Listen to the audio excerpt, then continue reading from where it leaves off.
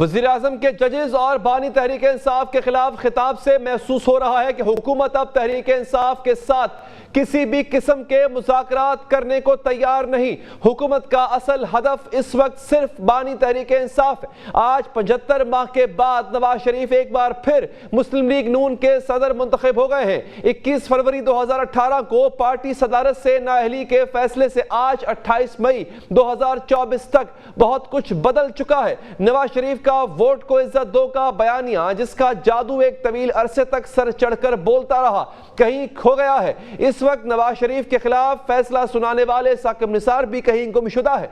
गुज़िश्ता 6 बरस नवाज शरीफ मुसलसल अदलिया और एस्टैब्लिशमेंट को अपनी हुकूमत जाने का मुल्जिम करार देते रहे, लेकिन आज के खिताब में नवाज शरीफ को जनरल फैज याद आए, ना ही जनरल बाजवा की याद सताई। उनके दौर की हर रुसवाई को भूल कर साकिब निसार को हरजाई करार देते रहे।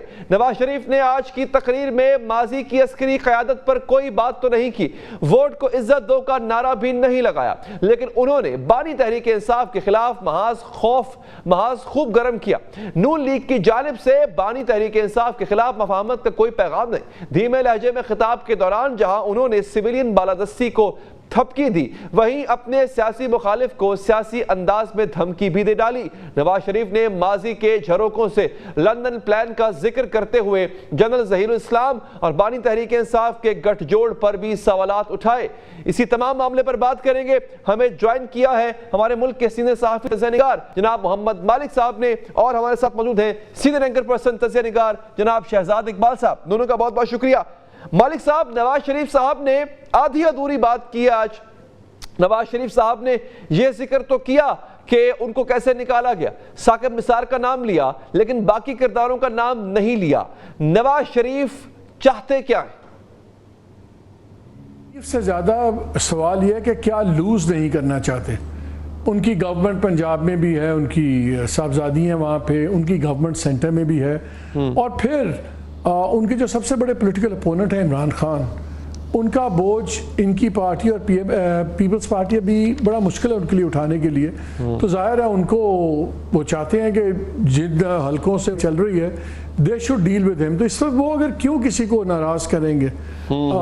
मेरे शो में अभी जुबैर साहब आए हुए थे, उन्होंने बड़ी ठीक बात की। आपने भी अभी फॉर एग्जांपल जनरल बाजवा की बात की। आपने कहा कि उन्होंने कहा कि अगर जनरल बाजवा की वो नाम लेते तो फिर एक नई बहस छिड़ जानी थी कि भाई फिर आपने उनको एक्सटेंशन क्यों दी, फिर वोट ऑफ नो कॉन्फ्रेंस कैसे हो गया उनके बगैर, मदद के बगैर, and so on and so fourth. So I think जो एक ही हम सारे देख रहे थे स्पीच को, तो सबसे इम्पोर्टेंट बात वही थी जो उन्होंने नहीं की, और वो जो नहीं की वो वही जो आप गिला कर रहे हैं कि इसमें बयानिया तेज करने की बात या वोट को इज्जत दो वाली बात जो है।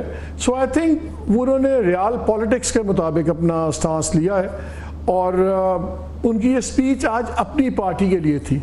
ये एक न्यूट्रल या दरमियाने वोटर के लिए भी नहीं थी, यूथ के साथ भी डिस्कनेक्ट था। I think he just didn't want to rock the boat.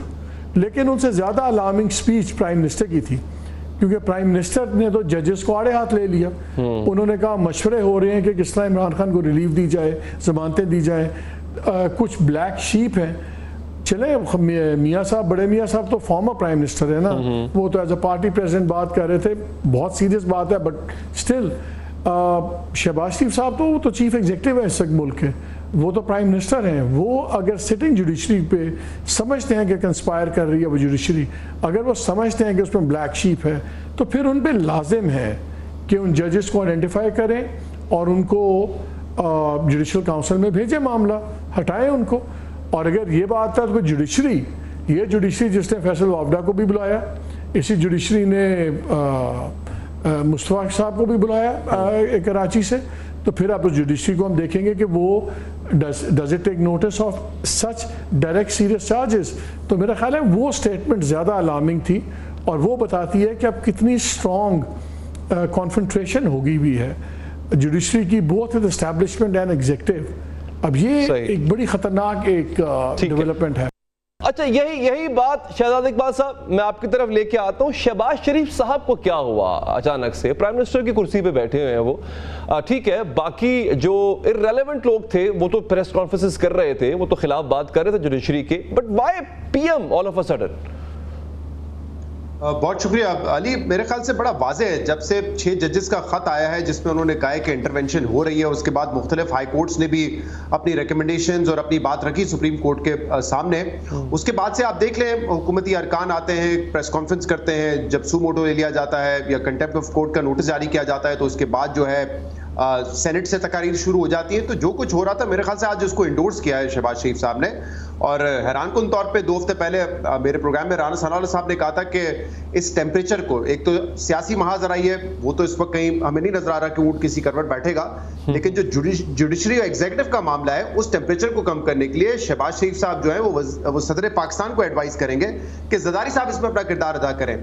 लेकिन 2 हफ्ते से वहां पे भी कोई पेशरफ्त नहीं हुई और आज जो बात की है प्राइम मिनिस्टर शहबाज शरीफ साहब ने, उसका मतलब तो बड़ा वाज़ेह है कि जो तकारीर हो रही थी हुकूमती बेंचेस से, कोalition पार्टनर्स की तरफ से, वो एक स्ट्रेटजी के तहत है और प्रेशर में लाने की कोशिश। आपको लगता है कि शहबाज शरीफ साहब इसको एस्केलेट करना चाह रहे हैं, सिचुएशन को मजीद adding fuel to the fire करना चाह रहे हैं? देखिए वो क्या करना चाहेंगे, मतलब जो इस वक्त स्ट्रेटजी है वो ऑब्वियसली जो बाकी लोग बात कर रहे हैं वो भी उसका हिस्सा है। अब जिस तरीके से इस हुकूमत को लाया गया है, जो उनका मैंडेट था, उसके बाद तो बहुत ही कम इस बात के चांसेस रह जाते हैं कि शहबाज शरीफ साहब किसी चीज को नो करेंगे या कोई अपनी इस पे हिकमत अपनी को अडॉप्ट करेंगे।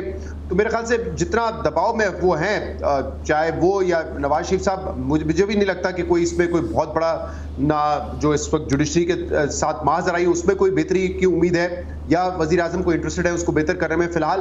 और कोई जो अभी बयानी की बात हो रही थी उसमें भी मुझे कोई नयापन आने की उम्मीद तो नहीं है। आज बहुत सारी बातें की मियां नवाज शरीफ साहब ने, बातें बिल्कुल दुरुस्त है, इंटरवेंशन होती रही है पाकिस्तान की सियासत में और वो उसके विक्टिम भी रहे हैं, लेकिन ये कहानी वो पहले बार बार सुना चुके हैं। 21 अक्टूबर को सुनाई, पूरी इलेक्शन कैंपेन उसमें की इन्होंने।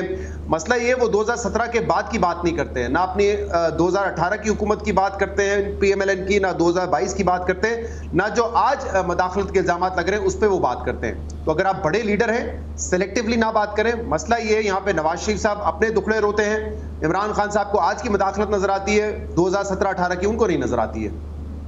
बिल्कुल ठीक है। मोहम्मद मालिक साहब, शहजाद इकबाल साहब कह रहे हैं कि सिलेक्टिव बात मियां साहब कर रहे थे, और लेकिन शहबाज शरीफ साहब ने जो बात की है इससे नतीजा क्या निकलता देख रहे हैं आप? ये पॉइंट उनका बिल्कुल वैलिड है कि चूंकि अब वो एक कॉम्प्रोमाइज सिचुएशन में है तो शायद जो कहा जाएगा वही करेंगे, बट इसका नतीजा शहबाज शरीफ साहब क्या निकालना चाह रहे हैं? इस कॉन्फ्रंटेशन को वो किस लेवल तक ले जाना चाह रहे हैं? मेरा ख्याल है कि वो लॉयल्टी अपनी दिखाना चाह रहे हैं उन तमाम हलकों को जिनका कॉन्फ्लिक्ट है विद जुडिशरी। अच्छा। May be they think brownie points मिलेंगे, उससे ज़्यादा तो मुझे I can't think of anything else.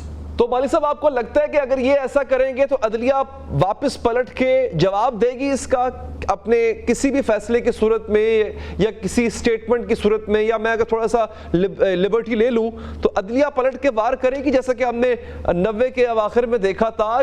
बहुत बड़ी कन्फेडरेशन थी, यही नून लीग थी, यही नवाज शरीफ थे और अदलिया थी आमने सामने। एक्चुअली जुडिशरी में भी तो कैंप्स है ना, स्प्लिट है। गवर्नमेंट को चीफ जस्टिस साहब बहुत पसंद हैं, चीफ जस्टिस ऑफ पाकिस्तान, उनको बहुत से जजेस उनमें पसंद नहीं हैं। फिर हम देखते हैं कि फेवरेबल व्यू होता है chief justice of Islamabad high court also from the government side, लेकिन 6 जजेस जो हैं वो उनके लिए बहुत नापसंदीदा हैं। सो जुडिशरी का भी स्प्लिट है।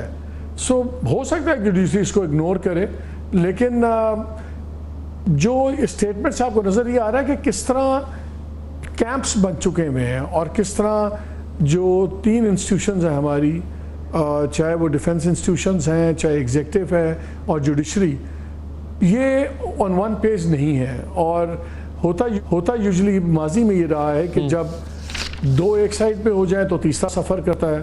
अब देखना ये है कि तीनों ही मजबूत क्वार्टर्स हैं। आई होप कि कहीं ना कहीं ये क्लैश अब कम हो जाए, बिकॉज पॉलिटिकल तनाव पहले ही बहुत ज़्यादा है, पॉलिटिकल डिवाइड इस मुल्क में पहले ही बहुत ज़्यादा है। और अगर स्टेट इंस्टीट्यूशंस, और जिस तरह चाहे आप मुकन्ना ले लें, आप उसमें आर्मी ले लें, आप उसमें एग्जीक्यूटिव ले लें, अगर इनके भी टिप्स चलेंगी तो जिन हालात में मुल्क है, ये किसी भी सूरत के लिए it's not good for the national interest. I think सबको ज़रा ठंडा करके सोच के आराम से चलना चाहिए। ये जज्बातियत और ये सारा, ये दिस कैन बी वेरी सही डेंजरस। सही